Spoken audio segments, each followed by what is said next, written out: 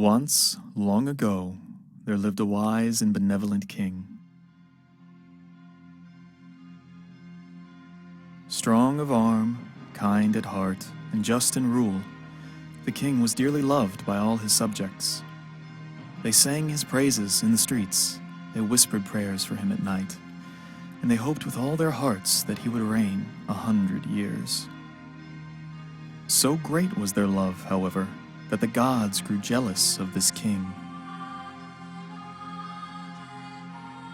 No mortal should be loved so much greater than we, cursed each god with envy. They plotted and schemed how best to punish this proud king, who dared to be so greatly adored. Then one god smiled and said to the others, "So no mortal shall he be." This jealous god took human form and appeared before the king that day. "The heavens have taken note of your virtue without peer," said the god to the king, "and so we offer you this gift of life eternal."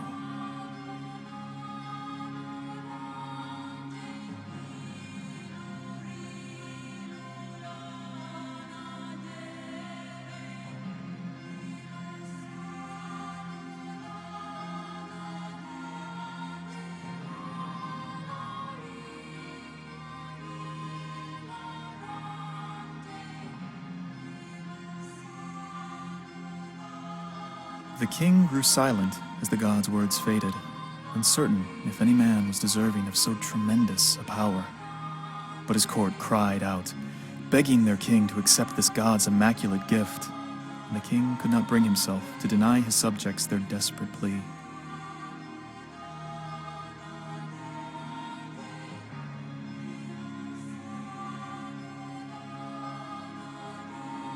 With a single nod of the king's regal head, the god raised his hand and filled the chamber with a blinding light. Fearsome heat and howling wind tore through the throne room, all of it converging upon the awestruck king. But once the light had faded, the god was gone, and the king sat his throne, immortal.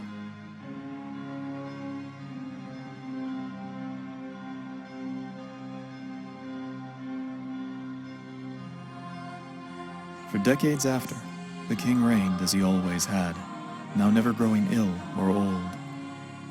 His queen stared into his youthful face as sickness took her from this world. Their son was buried beside her once age had withered his body unto death. His grandchildren he buried beside them both.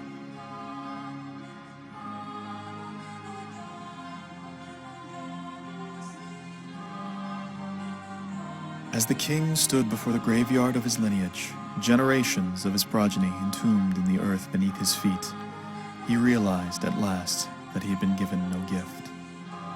His immortality was instead an unending curse, one that wore away at his spirit with every loss and every decade, though his flesh remained untouched by time.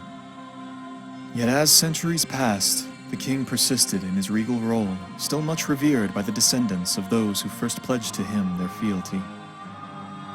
But for all the king's ancient wisdom, for all his bravery in the face of brutal war and guidance through relentless famine, a threat consumed the sovereign's land that even an immortal could not halt. A fatal plague swept through the kingdom, taking life after life, snuffing out soul after soul until none remained, save one. The king was forced to watch the last of his reason for being crumble away before his very eyes, powerless to stop it. Then, the king longed only for oblivion.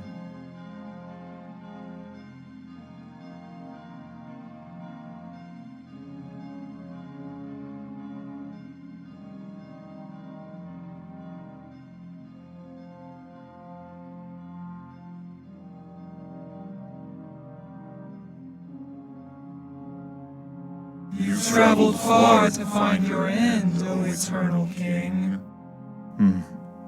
Yet you bar my final passage, angel, and seem to know of me full well. My masters gave me knowledge of all your kind when I was made, to stop the destruction you may bring.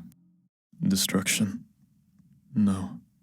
I seek to end only one life.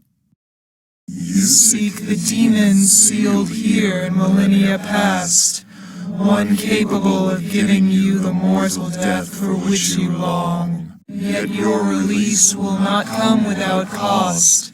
To sacrifice your mortal blood at the demon's hands would mean a restoration of its terrible might in full, strength enough to break free of this prison, to rain down untold devastation once more. Many innocent will suffer by your actions. Many will die. Then you'll not step aside to allow my entry. Are you immortal as well? It appears you are already determined to find out. No, then. I suppose your masters would not take such a risk. Forgive me then, Angel, for the outcome of this battle seems inevitable.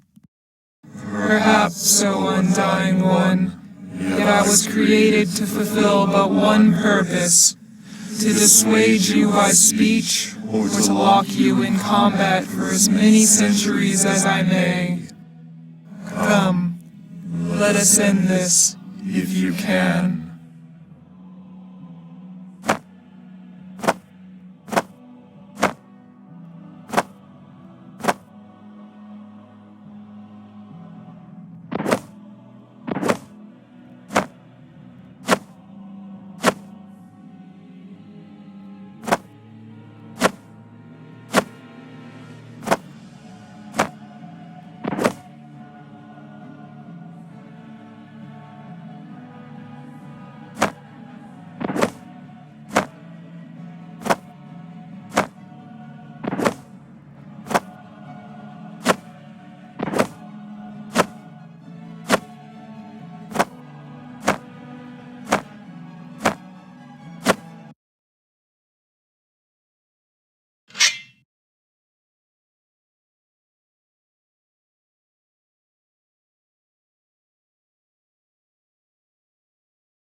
The legends speak of the immortal king once embarked upon his dark and final journey, of his quest through the formless labyrinth wherein the ancient demon lay. But the final page of the king's story is lost to time. And so, his fate is yours to decide.